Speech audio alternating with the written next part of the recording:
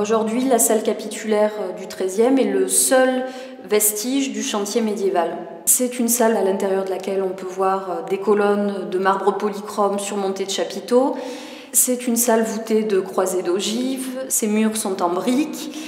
Nous sommes en présence ici d'une architecture de type gothique.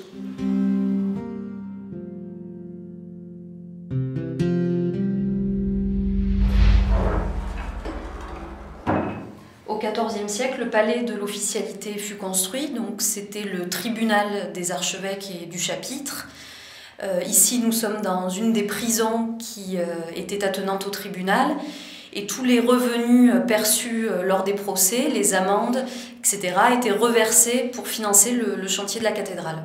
Durant tout le XVe, on va essayer de construire des bouts de chevet, et c'est finalement à partir de la fin du XVe et surtout au XVIe que le chantier va se poursuivre de façon linéaire et continue parce qu'on a l'argent pour faire avancer ce chantier.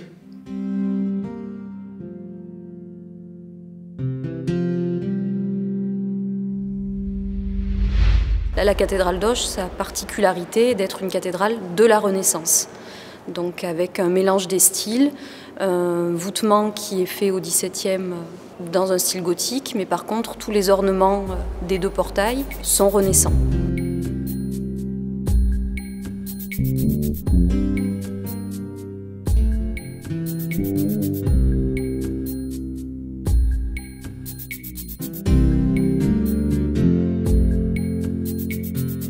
Ces vitraux ont été réalisés au début du XVIe siècle et Arnaud de Mol signe la dernière verrière en 1513. C'est un fait rare, hein. Un peintre verrier signe, donc ça signifie qu'il avait un statut important. Ces 18 verrières sont exceptionnelles, d'abord par la qualité de leur dessin. Le visage de la Sibylle d'Érythrée a été dessiné d'après des cartons de Léonard de Vinci et de son entourage. Et puis ces vitraux sont aussi exceptionnels d'un point de vue technique, puisque Arnaud de Mol et son atelier utilisent des verres précieux, par exemple des verres fouettés. Le chignon, la coiffe de la Sibylle de Samos est fait en chef-d'œuvre, donc une pièce de verre est insérée à l'intérieur d'une autre pièce de verre, ce qui est un exploit d'un point de vue technique.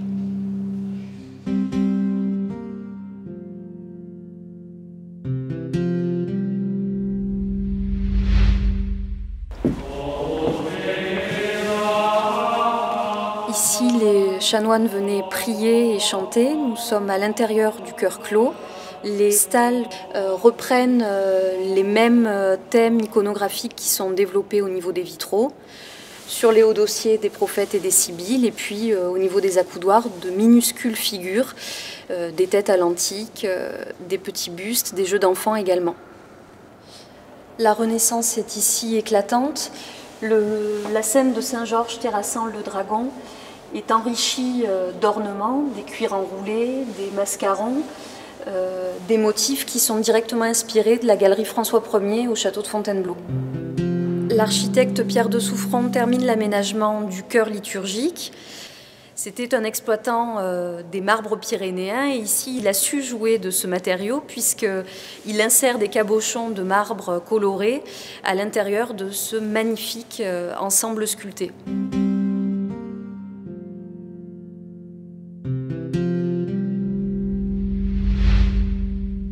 Donc il aura fallu 200 ans pour arriver à mener ce projet à son terme.